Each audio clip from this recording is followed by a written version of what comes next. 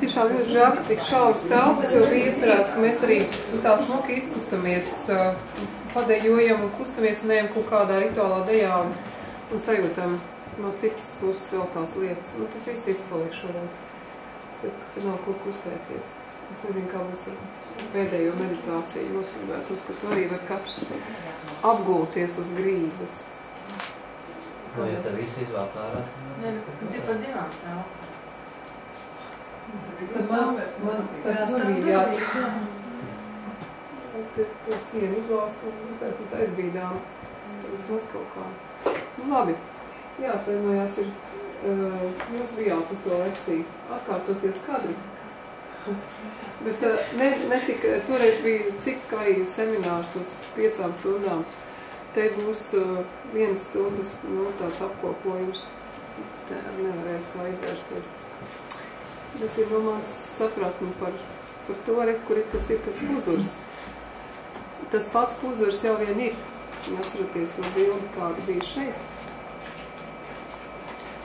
Nu, tad, jā, un tas ir tas pats puzurs. Un es, protams, meklēju šajā ciklā kaut kādas kopsakarības. Tad, nu, neliekas, ka bija vienkārši, nu, tad tradīcijā, tad jāsvin ir Mārtiņa, tad meteņi, nu, tad tas jāsvin un tas. Un ar to viss beidzās. Es meklēju pa lielam. Tātad tas, kas notiek vasarā, manā tādā interpretācijā, tā ir cilvēciskā apziņa. Un tas, kas notiek ziemā, šī te daļiņa no šejienes uz leju, tā ir zemapziņa. Un mēs viņu izdzīvojam, simboliski mēs viņu dzīvojam, jā, kad mēs dabu vērojot, redzam, ka priekš dabas šī ir apziņa, un priekš dabas, nu tad tā ir zemapziņa, ka tīri tā visas puķītes ir nomirušas, visi koki nosacīti ir kā nomiruši, un cikls ir beidzies, un tad atkal sāksies jaunais cikls. Un ir ļoti saprātīgi tam dzīvot līdzi, un tad arī visus šos te dievišķos aspektus izdzīvot, un izjūti, kā to saka, uz savas ādas. Un kamēr visu, kas viena pasaulē eksistē, neesi izjūtas uz savas ādas, tikmēr tu no šīs pasaules projām netiec. Netiec augstākos eksistences līmeņos, kur arī ir eksistence un arī ir citas eksistences formas, par kurām, acīm redzot, mūsu saprāts nevar ne iztēloties, ne saprast. Tāpēc, ka mēs esam ieslogoti šajā matērijā. Un šai matērijā ir konkrēti likumi un konkrētas izpausmes. Tātad. Es esmu sazīmējusi šeit centrā cilvēks, tas esam mēs paši, kuri skatās uz to pasaules kārtību un mēģina samēroties, ir tās labs vārds, mēģina savu augstāko es samērot ar to, kas ir dabā, un daba man būtu šis te baltais riņķis, un samēroties ar to, kas ir sabiedrībā. Un tas ir ideāli, ja sabiedrībai ir kaut kāda viena kultūra, viena filozofija, tad ir vieglāk samēroties ar to, kas ir dabā un ar to, kas ir sabiedrībā.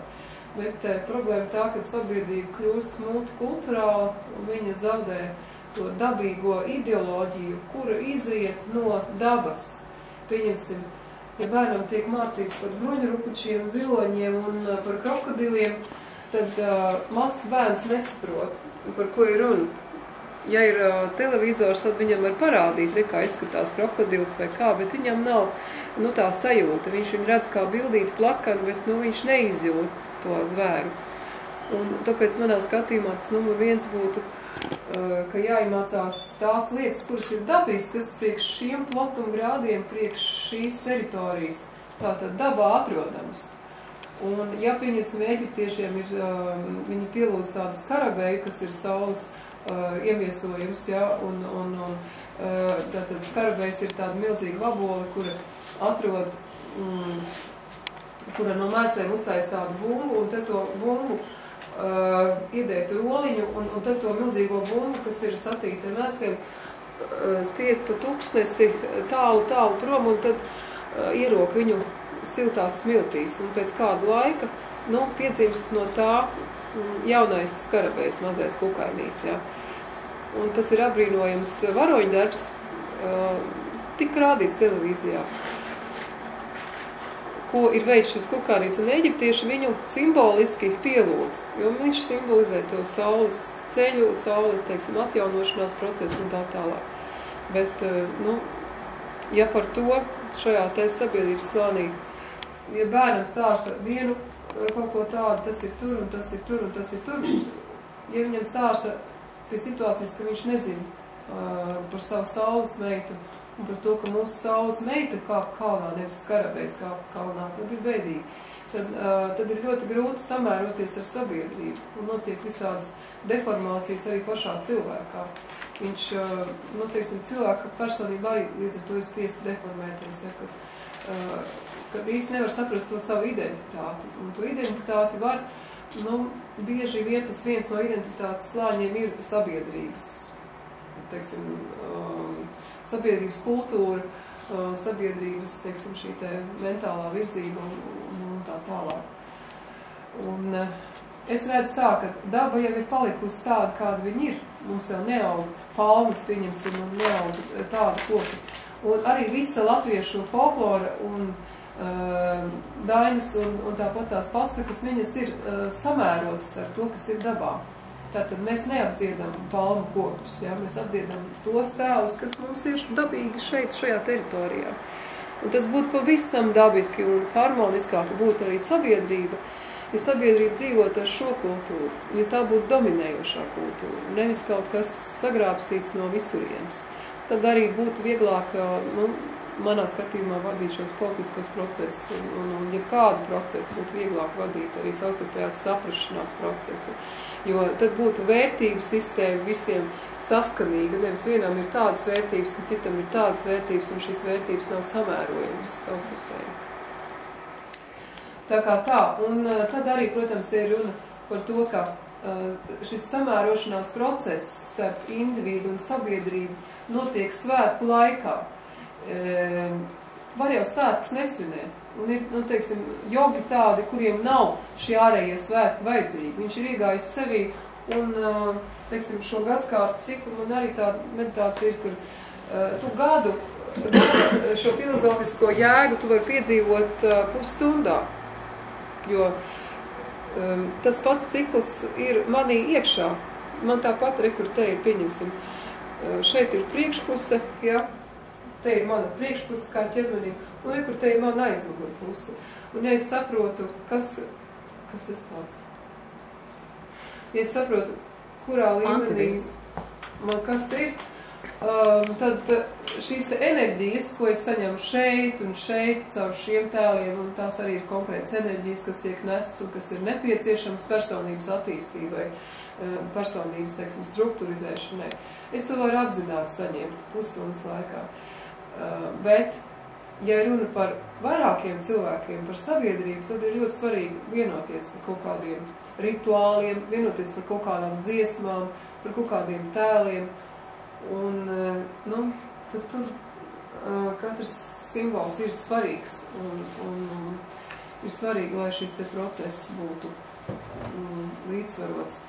Jo, ja viens grib, teiksim, svētkos dziedāt par Šivu, viens par Krišņu, viens piesauc Muhamedu, tad ir juceklis un tur nav harmoniska enerģija. Neviens nesaka, ka Šiva vai Krišņa ir slikts. Filozofiski tur var atrast tās vienādības zīmes, ka tas ir tas. Tur Šiva, teiksim, būtu kaut kāds māras aspekts, ja? Krišņa būtu tur kaut kāds varbūt laimes aspekts. Ir cilvēki, kas to ir darījuši. Un tāda pētījuma ir, bet, ko ar to tālāk? Tāpat svētki ir jāsvin, un svētkos mēs, cevišķi Ziemassvētku tradīcijā, rituālā, ir ļoti brīnišķīga šī tradīcija, kas ir jau izzudusi, es uzskatu, viņa vairs nav dabiski, iet ķekatās, kur tieši tā, tu vari atļauties, nomaskēties un iet svešā mājā iekšā, nodziedāt dziesmu, apskatīties, kā viņš dzīvo, līdzsvarot šo te ģimenīti, kurā tur varbūt ir kādas šīs vitālās nesaskaņas, to procesu attīrīt. Un tā ir tāda tautas pašattīrīšanās, iešana ķekatās, ko daudzi šobrīd uztver, ka tas ir kaut kas pagānisks, piezemēts un tā tālāk, bet neredz to galveno funkciju tā. Un tā galvenā funkcija ir tā, ka tu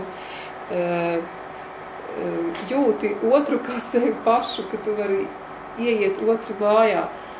Šobrīd mēs dzīvojam daudzstāvu mājās, un mēs nevaram ieiet otru dzīvokli. Mums ir kompleksi, un man liekas, nē, tas ir viņš, un te esmu es.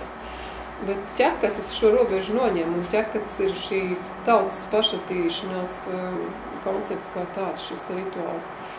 Un tas pats ir ar meteņiem, tur atkal ir tātad, tas ir individa, tautas un dabas samērošanās punkti. Tā es to uztveru, ja. Un ja mēs veicam šos rituālus, un viņi ir regulāri, nevis tā kā manā skolā pasaka, ka mēs svinēsim 2 svētkus. Mēs svinēsim Miķeļdienu, un mēs svinēsim meteņus. Jo mums ir pārāk grūti norganizēt visus svētkus.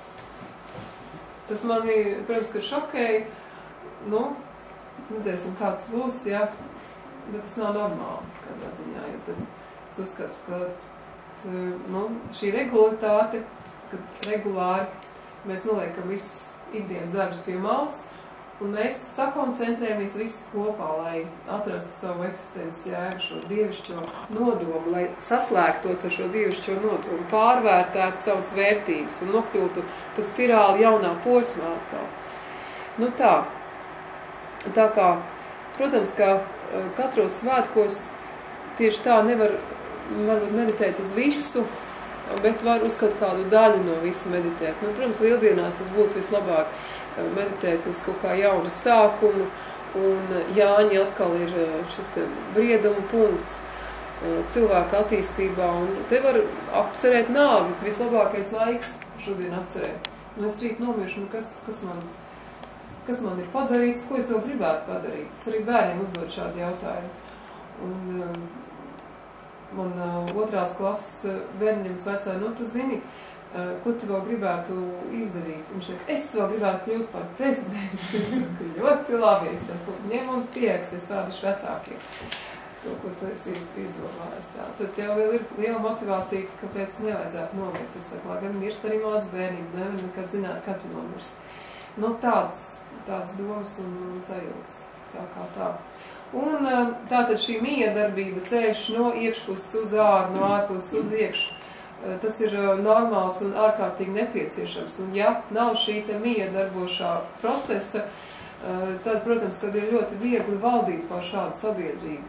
Sabiedrība kļūst vadām, un tas ir arī kāda nelabvēļa mērķis nojaukt šo te garīgās sakarības, lai sabiedrībā, teiksim, šī harmonizēšanās kopīgā un vitalizēšanās, attīrīšanās nenotikt, lai kaut kā traucētu. Tātad paņemam nost, visus nemācam vairs par svētkiem, svinam kaut kādus nesaprotams popielas un Helovīnus, kur nezinu, kāpēc, kāda tu jēga un kāpēc vispār to dara forši, prikols, ja, uzvākam masku un ļaujam kaut ko, ja, pilnīgā bezsakarā, ja.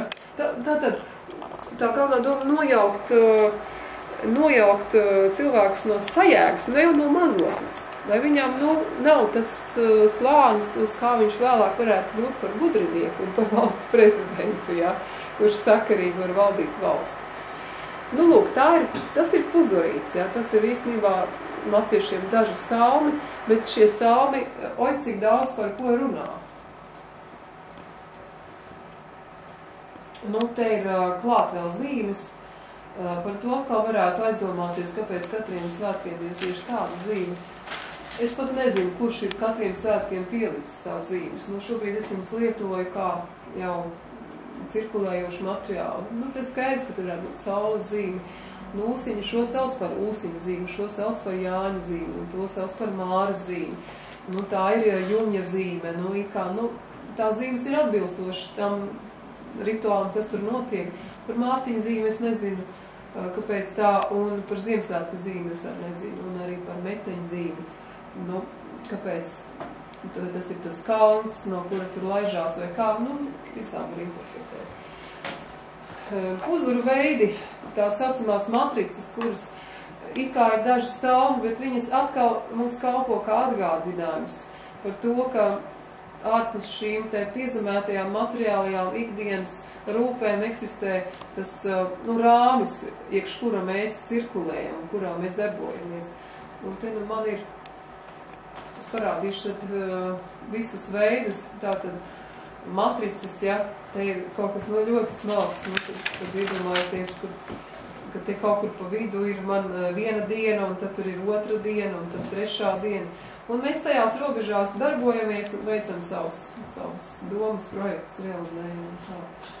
Un man ārkārtīgi patīk tikai mazs stūrīts redzams. Ir šāda veida puzurs, kur ir viens puzurs iekš otru, viens iekš otru, un tas ir tas, par ko es runāju. 9 līmeņi, viens iekš otru, un tas izskats ir vienāds. Kāds ir vidējais, tāds ir arī ārējais, ja? Bet tikai, kādi ir tie gabarīti. Un meditācijas process ir tāds, ka es sāku ar sevi, es esmu centrā, un tad es aizēju pie savas ģimenes, tuvākās sabiedrības, tad es eju pie tautas, un tad pie pasaules, un tad pie visuma, un tad pie daudziem visumiem, un es esmu apzināts un Dieva realizēta būtne. Ko tas nozīmē, ka es esmu savā apziņā pilnīgi savienojusies un paplašinājusies līdz Dieva apziņai. Tātad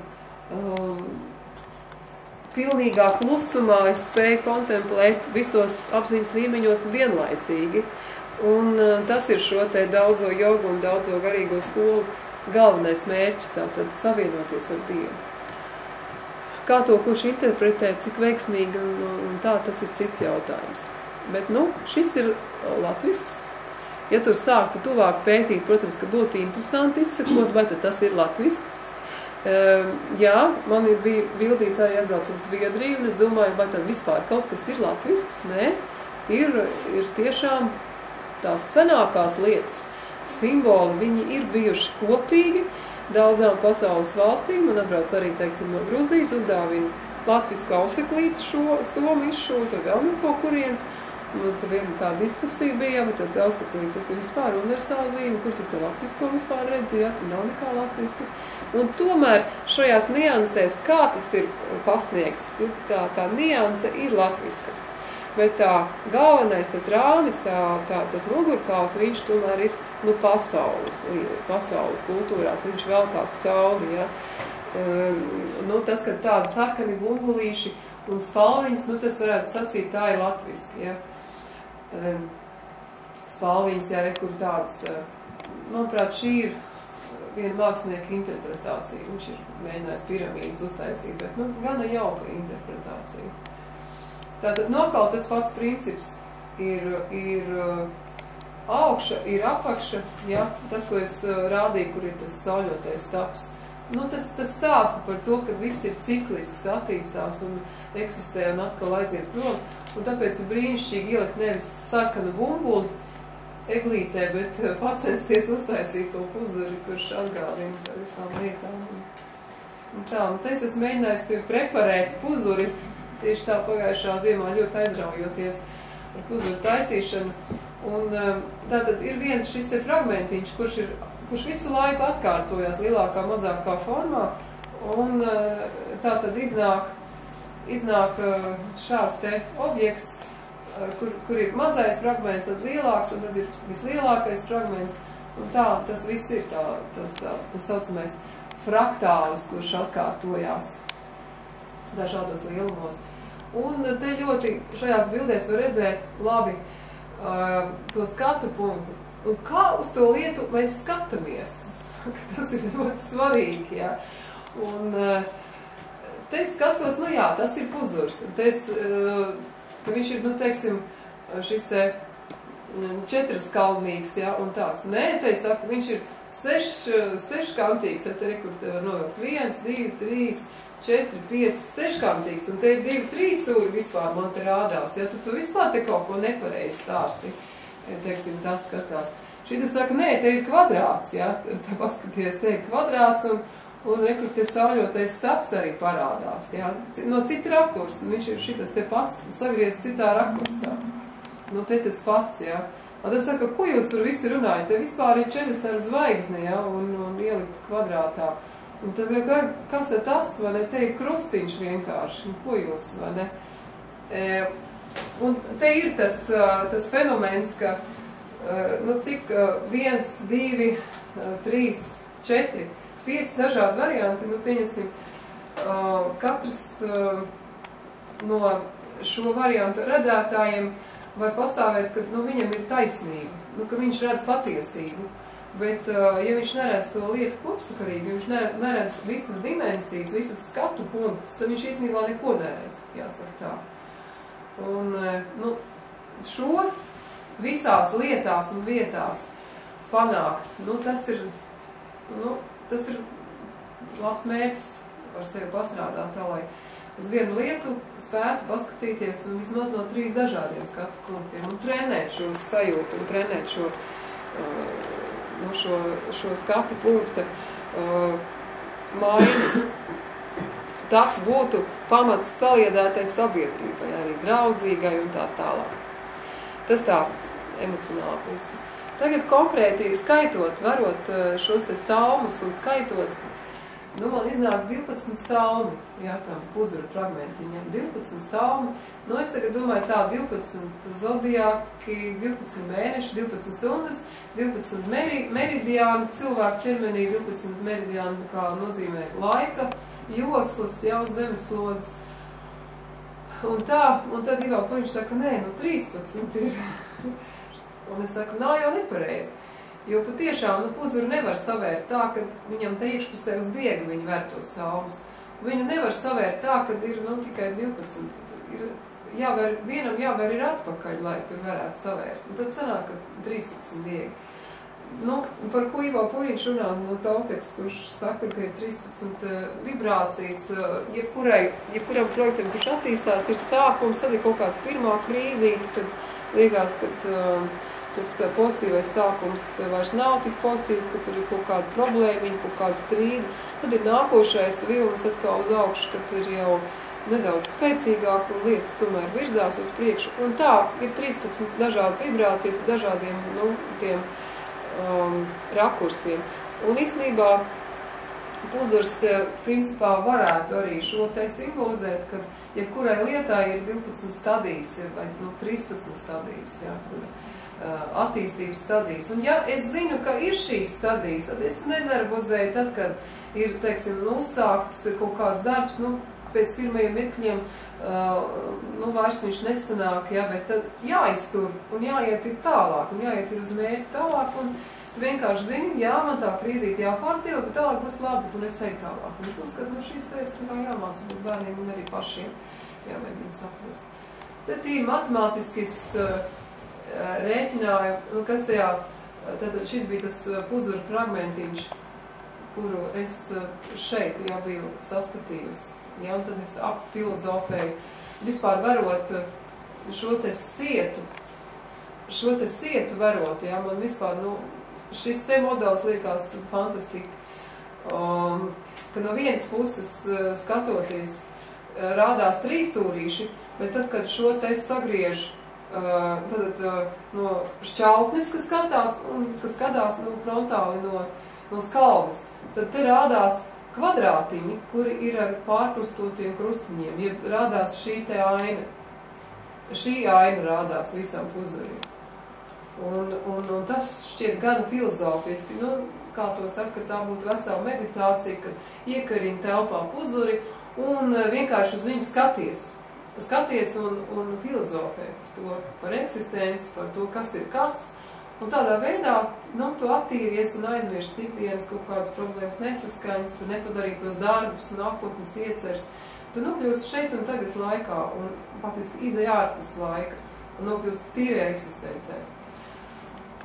Un aizfilozofējoties, attīstot un to domu par šo te mazo fragmentiņu, ka dvēsele dzimst, un tātad no šī paša es varu uzzīmēt vēl citas zīmes, un tā viņš attīstās man. Dvēsele dzimst, kā ugunskrustiņš vienmēr ir, nu, tāds kā šis te ugunskrustiņš uz meitu villainēm simbolizē bērna nākšanu pasaulē. Un parasti ir jau uz vienu pusi, ja uz labo pusi meitenīti, jau uz kreiso pusi puisīts, jā. Un kaut kurā tur 3. mēnesī, nu, tieši man ir tā vilēna uzausta pašai, es pati audu. Un kaut kur 3. mēnesī, nu tā kā tur tajā vilēnē parādās abi tie krustiņi. Vai nu būs tas vai tas, mamīt vēl nezinu, vai būs puisīts vai būs meitenīt. Un tas tā kā izšķirās un attīstās tālāk. Un šis te jau ir, nu tā kā laimes krustiņš. Nu kā jau to te laikam nav tas uzzīmēts. Un tad, kad ver šo te puzuri, tad ir jāuztaisās šāds te rāmis, tad iedomājieties, jāsaver šitie te sauni, šitā te, viņi jāsaver. Un kamēr es to vēru, ja, tikmēr es sapilozopējos, ka te taču var zīmes visādas novilkt un bezgalīgi daudz variantus, ja. Un mani tik ļoti sajūsmināja tas, ka šajā te puzurī faktiski ir iekšā tik daudz informācijas. Tur ir tik daudz zīmes iekšā, ja, ka viņas vajag tur ieraudzīt un visādās kombinācijās. Nu, rekur te fokusēju skatienu, pieņesim uz šo te 4 stūri, un tad te redz to krustiņu, un tikpat labi tu var ieraudzīt šeit ugunskrustu, ja, te var te uzzīmēt. Un tā, un tad, kad tu uzzīmē ugunskrustu, tu domā par šo te uguns stihiju, par uguns funkciju sevi, ka tas ir, nu, tā kā gremošana saistīts, vai kas tur var aiziet, nu, ļoti tālu. Nu, tā. Tā kā tādā veidā es attīstīju šo domu, un tam man liekas sakarīgs teikums par dvēsele dzimst, viņa ir laimīga laikā, tātad šeit ir 12 mēneši, 12 stundas, un stihiju telpā, ka te ir 5 šīs te stihijas. Nu, tas tā, nu, tā ir man interpretāts par tām 5, kā jūs teicāt, tur var diskutēt, viņas ir nav, un tā tālāk. Te es esmu mēģinājis arī kaut ko skaitīt, nes cik tur sakarīgi iznāk, man šajā te 5 salmu puzurī sanāca 362 dienas, un tur varētu būt, ka katra diena tajā puzurī ir kā viens fragmentiņš iekšā, tad, nu, simboliski, tas puzurs, kas karājās telpā, viņš ir visa gada simbols, visa gada katras dienas simbols. Nu, un tad tā, meditācija kāda var būt, skaties uz vienu salmu un domā par vienu dienu, un tad mēģina attīt atpakaļ viss, kas ir bijis, nu, tas ir ļoti smalka meditācija, vai domā uz priekšu. Tā.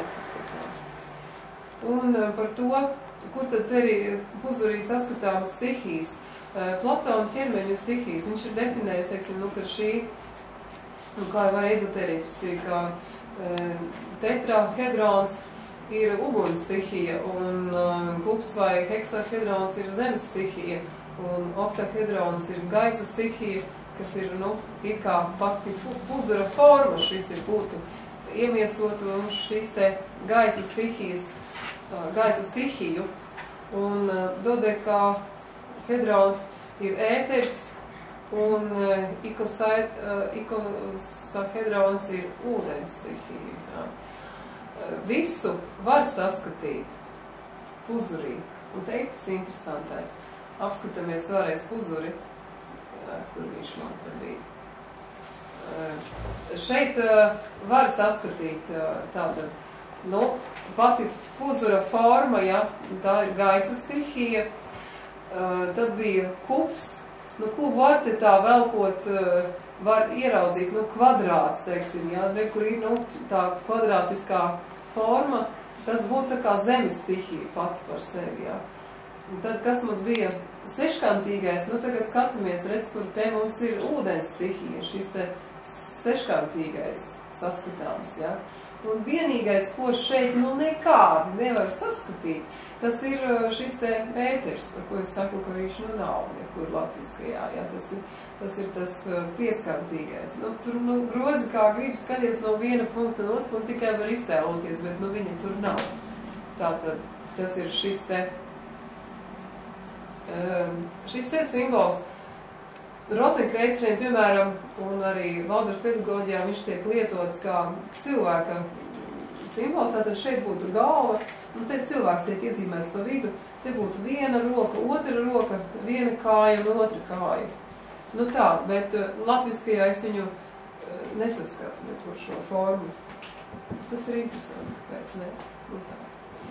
Nu tāds kopsakarības.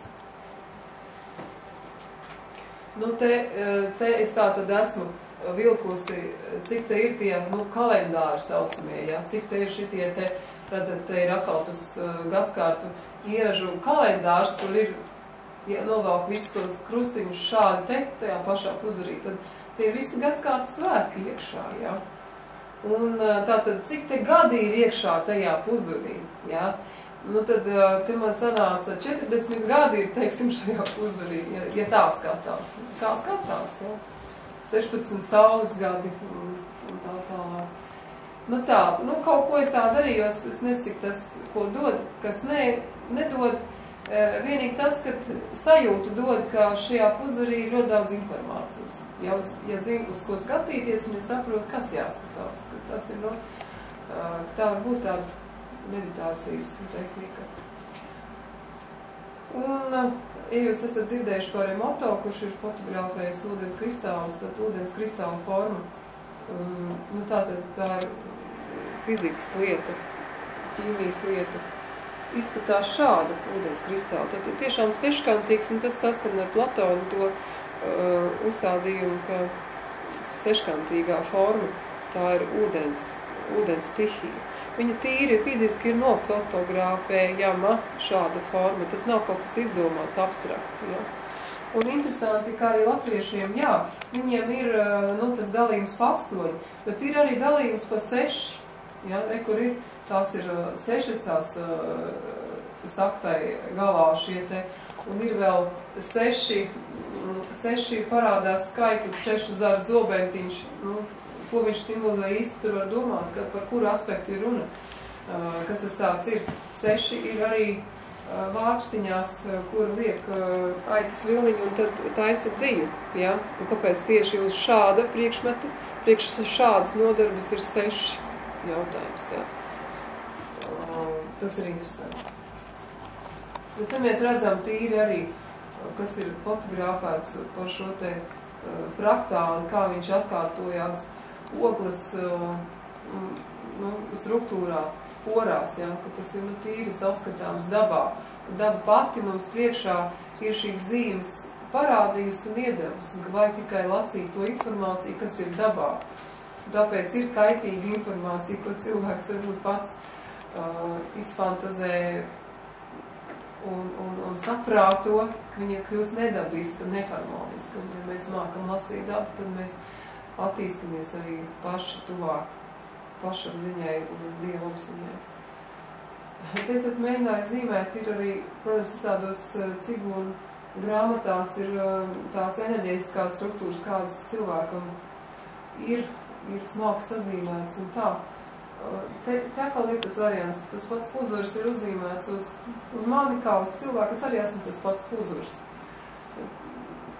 pa kuru, teiksim, tās enerģijas cirkulē vienā, otrā virzienā, viņas ir tā vai tā, bet viņas cirkulē noteikti, nav.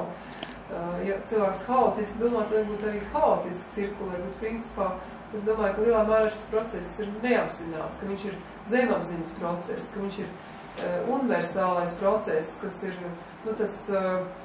tā enerģija cirkulācija lielā mērā ir dabiska un viņa ir Dieva iekārtota. Un tā mūsu galvenā problēma, ka mēs nemitīgi traucējam šai dabiskai lietu virzībai ar savu prātu un ar savu iejaukšanos. Un tikt galā ar šo te prātu, un tas arī nozīmē, ka uzkāpt dzirdziņā mugurā un novaldīt šo te prāta zirgu, lai enerģija brīvi cirkulē, lai ar mums notiek tas, kam jānotiek, tas, kas ir paredzēts ar mums notikt. Un tā. Un tad apzināties to puzuru sevī, toreiz arī vadīju meditācijas tehniku, kad ar ieelpu un izelpu mēs to puzuru sevī iezīmējam un izjūtam. Un tā, šodien man tas nav paredzēts. Un tagad dažas bildes. Tātad mēs redzējām to latvisko sapratni par lietu kārtību, matricu, kurā ir ļoti daudz informācijas, kas ir ļoti vienkārši ģeometrisks puzurs ar dažiem salmiem. Kā to skatās citās pasaules kultūrās? Varbūt ir redzēts šis te iņu un jaņu zīmes, kas ir ķīniešiem, un šīs te heksagrāmu grāmata lielā, kas arī ir lietu attīstība, lietu kārtība secībā.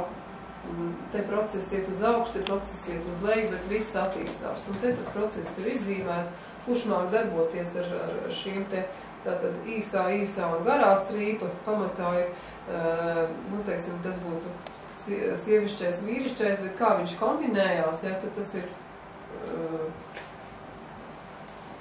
tas ir, nu, atainot to lietu kārtību, kā viņas iet.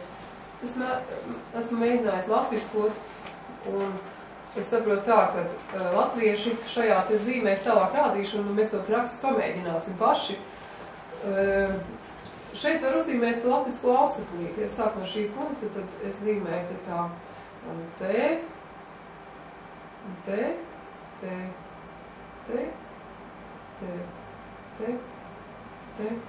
un te. Nu, ja iedomājaties, ka šeit ir 8 stūri, un, nu, šitien ir ausaklīšu tas viens zars, un te ir ausaklīšu otrs zars. Un tā es, principā, tulkoju to mūsu ikā latvisko ausaklīti, kāpēc viņš ir tāds, kāpēc viņam ir tāds izskats, kur ir 8 stūri, un ka viņi ir saistīti savstarpēji un tādā veidā savilkti, tad ieraugot šo te schēmu, man kļūst skaidrs, ka, nu, te ir iekšā visi spēki, kas dabā ir atrodami, nu, kad viņš ir dabisks, ja. Nu, tieši tā kā šeit tiek tulkots vējš, uguns, zeme, lietus, metāls, ezeri, debesis, ūdens spēks, tieši kā spēks, ja. Kalnu spēks un koka spēks, pērkonas spēks. Nu, tas ir tiešais tulkojums, es nezinu, vai to varētu tā pārnest tieši latviski vajadzētu domāt, vai to tā var vai nē, drīzāk, ka nē, nekā jā. Bet principā rodās sajūta, ka ausaklītis ar visiem sevi 8 stūriem iemieso dabas spēku harmoniju. Un ja tu viņu uz sevi uzvelc, runā, tad kāda informācija saglabājusies? Ja saglabājusies informācija, ka ausaklītim ir aizsargājoša funkcija. Ja tā iedziļinās, ir jau arī aizsargājošā, nekāds pretruns nav, bet tu saproti, ko tad viņi īstenībā dara. Tad, ja tu uzvelc šo te ausaklīti uz sevis, tad īstenībā tu sevi harmonizē. Un tādā nozīmē, vai tad viņi ir aizsargājoši? Nē, viņi ir drīzāk harmonizējoši tā, ka tu savāc sevi, tu ieej sevi iekšā, atkal atrodi sevi, nostājies stingri uz kājām, saproti, kas tev jādara, kāpēc jādara, uz kurien tu ej, kāds tevs dzīves mērķis, un tad cits tevi nevar ietekmēt.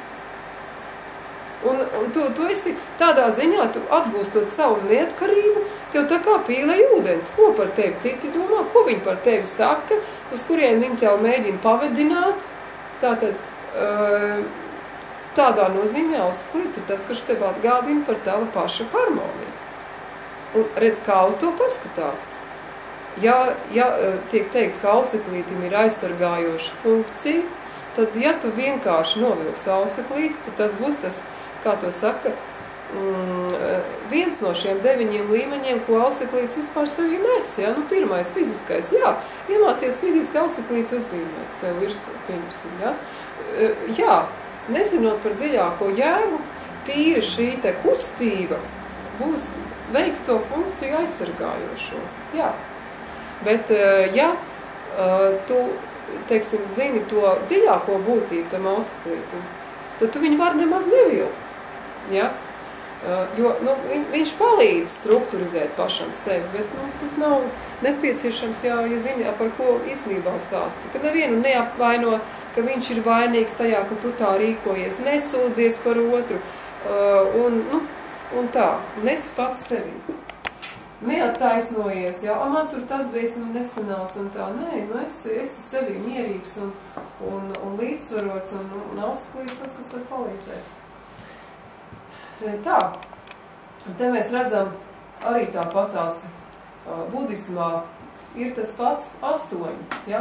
Tikai šeit ir tā 8 bodhisattvas un kur ir 9. centrā. Tad tas jautājums, ja, ka jūs stāstīja, ka mums ir 9 kalnas, ir 9 novadi, 9 kļauju lapas mūsos pašos, tad kur ir tā 9. Ja? Jo gadskārtu ieražu cikls ir 8, dalījums pa 8. Un kur tad ir 9? 9. ir ieiešana centrā. tāda ieiešana pašam sevi. Un tāpēc es tur biju uzzīmējis centrā pašam sevi, jo, man ir jāatrod, caur sevi, es nevaru caur citiem atrast Dievu. Es varu tikai galējā augstākā izpausmē caur sevi atrast Dievu. Ne caur kādu baznīcu, ne caur ko. Tas varbūt tikai palīg līdzeklis, iedvesmas avots, bet ne gala rezultāts. Tā, es neiecināšos, kas šeit ir, bet, visi filozofē par vienu un to pašu. Es kur te ir šie te spēki. Šī gadījumā, tas varētu būt šie te 3 spēki, par kurus runāja zelts, dimants un sudrabs, ja, vai varš, zelts un sudrabs. 3 materiālas dabas īpašības tās varētu būt arī centrā, un tāpat tās šeit ir 10 šie te, un šeit ir 12. Priekš kam tādus objektus taisīja jautājums? Indiešiem un citiem viņi ir uztaisīti vizuāli pieņemamāki, vieglāk ir meditēt, jo te ir tāds Buda sēž ar tādu tur apģērbu un izteiksmi, te šitāds, tad saka, tas ir tādu spēku iemieso, tas šitādu spēku iemieso. Ja latvietim ir vienkārši 4 salmi, tas viss ir jāiztēlojās, jā. Un tāpēc arī tas ir viens no iemesliem, kāpēc ir vieglāk aiziet hinduismā, nekā meditēt uz 4 salmiem. Nekur ir interesanti kristiešu kaut kādā mākslā arī parādās. Tas pats koks, varētu sacīt, laimes slota rekrutēji, ja? Mēs tomēr esam visi saistīti, neko jau tur tā nevar izdomāt pasaules kultūrā, tas viss atkārtojās kaut kur kaut kādā citādā veidā. Šeit ir visa Kristus dzīve, teiksim, kā viņš ir piedzimis tur, kā viņš tur ir mācījies, tās bildīties, viss ir uzzīmēts, ja? Un tā. Tātad tur arī ir sava ezoterika un tāpat tiek kaut kas rēķināts.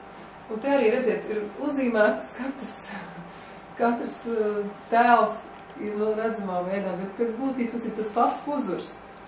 Tur viss tā informācija tāpatās ir iekšā.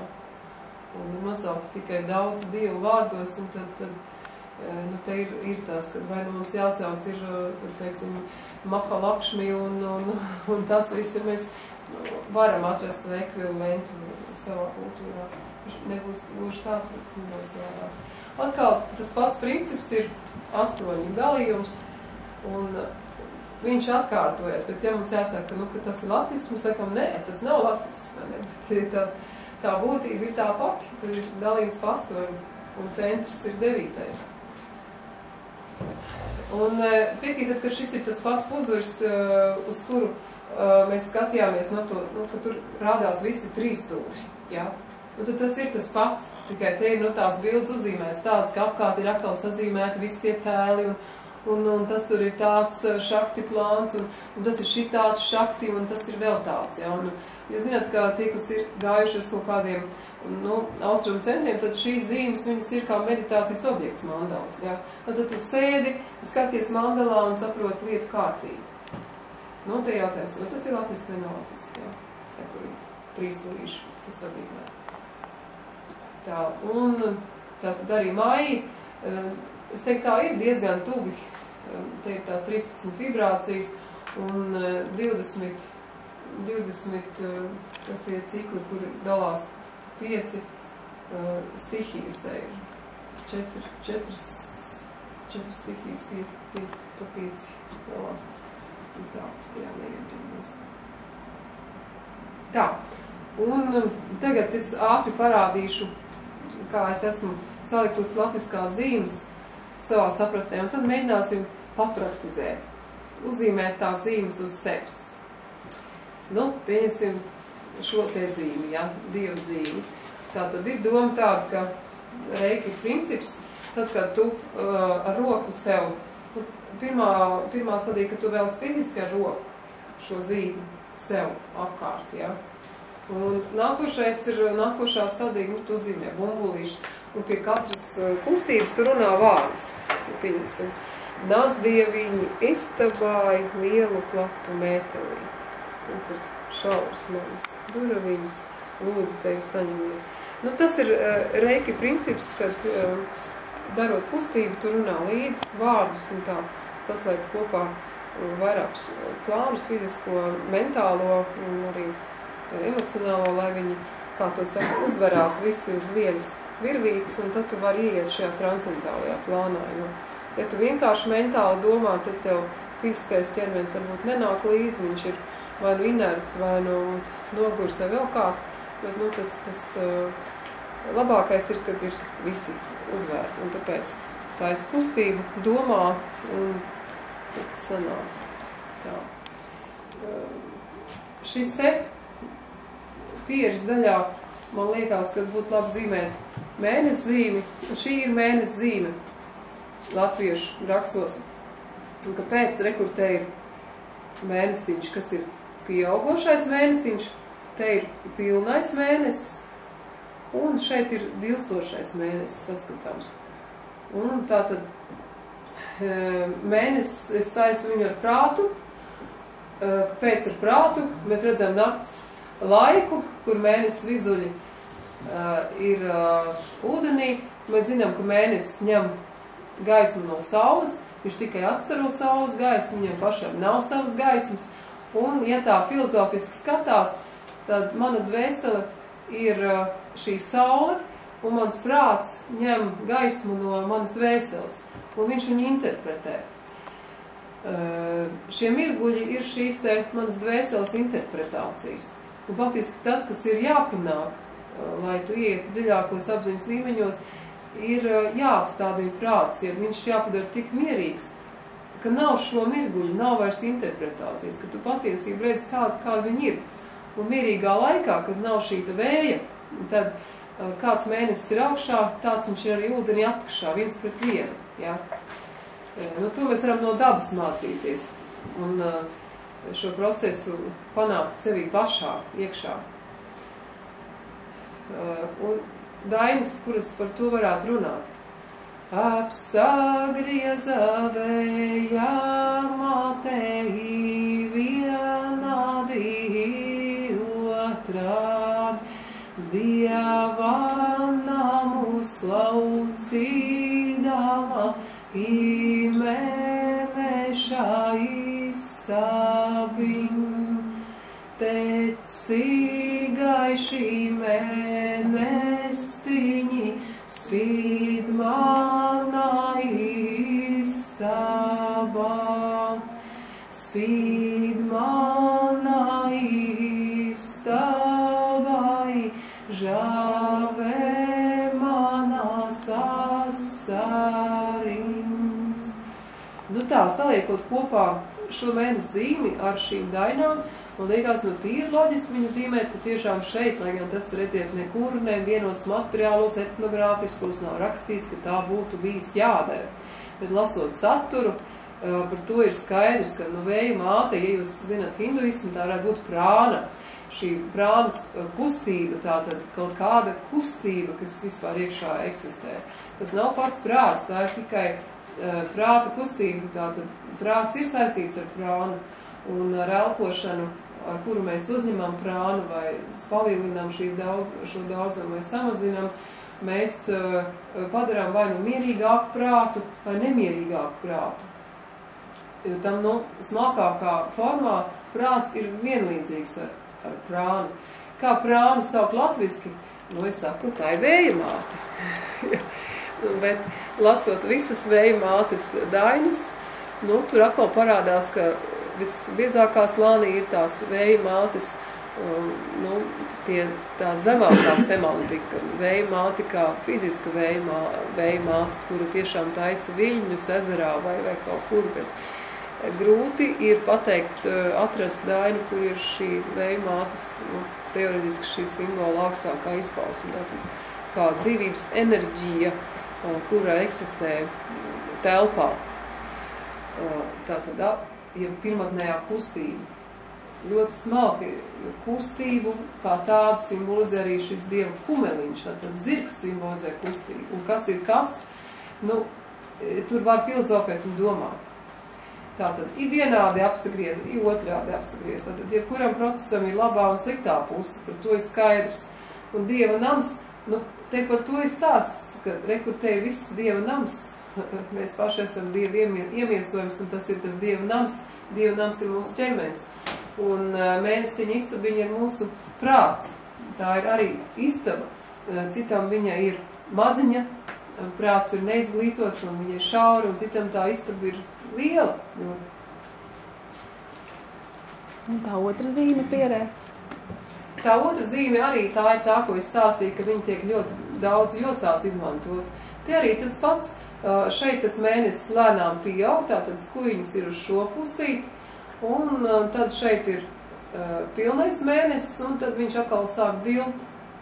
Te ir, stāsts par to, ka ir katrai lietu kārtībā ir sākums, attīstība, ir kulminācija, un ir arī noriets, un, kā to saka, noslēgums, ja. Kāpēc es viņu zīmēju tieši uz galvas? Tas ir tīri dziednieciski funkcionāls moments, ka, ja man ir spiediens galvā, ja es esmu, teiksim, pārlieku domājis, ja, tad tās skuiņas es tiešām zīmēju tā, lai enerģētiski izkliedētu to saspringumu. Es zīmēju viņu uz to pusi. Bet, ja man ir jākoncentrējās, un es jūtu, ka es nevaru sakoncentrēties, ka man vajadzīgs ir spēks, tīri prāta spēks, tad es tās skuiņas zīmēju uz otru pusi. Es viņas zīmēju, ka nāk man spēks klāt, ja? Un tāda zīme ir arī. Viņi ir gan uz vienu, gan uz otru pusi atrodami latviskajos rakstos, jostā un tā tālāk. Tātad, tas ir reika princips izmantot zīmi kā kustību, lai vai nu sakopot enerģiju, vai nu viņu nomierināt un tādā veidā harmonizētos. Tad es esmu, sevī nolēmusi arī pētot vairākas dainas. Es atrodu, ka kaklu čakrā varētu būt, šāds te krustiņš, tas ir 6 zaru zobentiņš, un tiešām bieži vien 6 zaru zobentiņš tiek minēts sakarā ar bitēm, ka uztaisīju šo te 6 zaru zobentiņu no bišu dzelonīšiem, pieņemsim, ir tāds dainas, ja, kur nezinu, kāpēc tas tiek minēts, bet nevis kāpēc, bet bišu šūnai taču ir 6 skaitlis, 6 kants, viņi ir seškantīgais, tīri ģeometriskā forma ir seškantīga. Un tāpēc es šeit paņēmu tādu vienkāršotu variantu, te varētu būt arī kaut kādu turpinājumu vai skuiņas vai kas, bet un kāpēc es biti seškantīgo lieku kapu kannā? Tāpēc, ka tur ir radoša enerģija. Tā enerģija, runāšanas enerģija, kā sakot, un radošo izpaušanu enerģiju. Tas man saistās ar biti. Bite kā dvēseles forma radošā procesā. Un viņa nes medutiņu, ja? Un tas ir tik fantastiski, tik jauki, ka Dievs ir fiziski radījis šādu te būtni, un viņš parāda mums priekšā, kā šīs lietas darbojās, kāda ir tā likumība kārtība. Un tātad vienīgais, kas mums atliek, tas ir ļoti uzmanīgi vērot dabu, jo tur tā lietu kārtība ir iekšā, un tāpēc mans lekciju lasīšanas stils ir šāds, ka es nofotografēju biti un dzīvu pieneni, teiksim, un es mēģinu koncentrēties uz to, tieši uz dabu, kā tas viss notiek, un izzināt visu to bites dzīvi un struktūru, kā viņi darbojās, kā viņi skrien un vāc metu no ziediem, un tā viņi pārstrādā un saprot, jo katrs dzīves notikums ir kā puķa, un mums ir jāpaņem no šī notikuma tieši tās medus, tā būtība, kas mūs padara laimīgus, un nav jākoncentrējas uz negatīvo. Un tieši ar to mēs attīstamies, un mēs kļūstam bagātāki, laimīgāki. Ja? Te ir par to, ka bita nes medutiņa ar ozolu kaniņām, nes bitīte nodzerties zeltītā krūziņā. Zeltītā krūziņā, un nevis kaut kādā melnā krūzītē. Tad paņemt katru dzīves notikumu pozitīvo. Un arī ir daina lācīts kāpa ozolā, bita koda kāņā. Tad lācis, teiksim, manā šajā te interpretācijā, ka es pieņemu to, ka viss, kas ir dainās, ir arī mūsos kā fraktālī, kā ķermenī, tad lācis man ir šī te vitāla enerģija, kas ir vairāk seksuāla enerģija. Mēs zinām, ka bez seksuālās enerģijas mēs nevaram būt radoši. Kad enerģijai, kas ir šeit apakšā, ir jāpaceļās uz augšu un jātīrās, un tad mēs kļūstam radoši. Un te var meditēt uz to procesu, ka lācīts kā pozolā, ratatā, ratatā, bite koda kājiņā vai vēderā, tieši tā, vēderā koda, ratatā, ratatā, vai bitīte nepazin, ratatā, ratatā, savu vecu drāvēnieku, ratatā, ratatā. Un tu māc bērniem, ja iemāc šādu daļu, tad ir skaidrs, ka radošais process nevar notikt bez seksuālās enerģijas, kur pats ļās uz augšu, attīrās un kura negrib vienkārši izlādēties seksuālās baudās. Ja, tātad radošie cilvēki, viņiem, sacīsim tā, ja viņi ir ļoti radoši, viņiem nav laika izšķiest enerģiju seksuālās attiecībās. Viņi parasti sargā, viņi jūt, ka ja viņš ir ļoti iztērējuši enerģiju, tad viņš ir mazāk radošs. Viņam ir daudz grūtāk radīt jaunas idejas un tā tālāk. Un man liekas, ka visi zina, ka laimes sajūta droši vien, kad te kaut kur sirsniņā dzīvo, vai sirsniņa ir laimīga, vai viņa nav laimīga. Un te es uzzīmēju uguns krustiņu,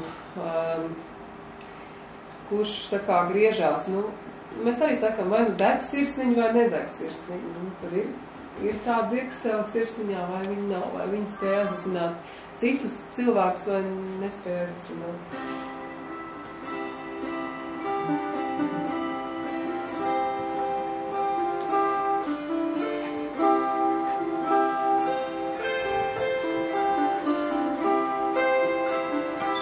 Ei, laimiņa man patriešu, es stāvāsi pēdiņās,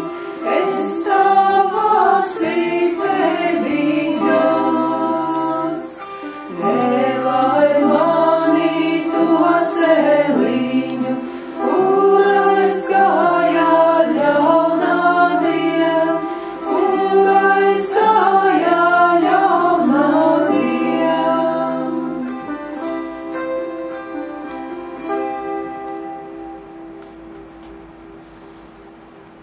Un auseklīti, tiešām apskatoties davu meditāciju, kur tieši tā 5 centimetri virs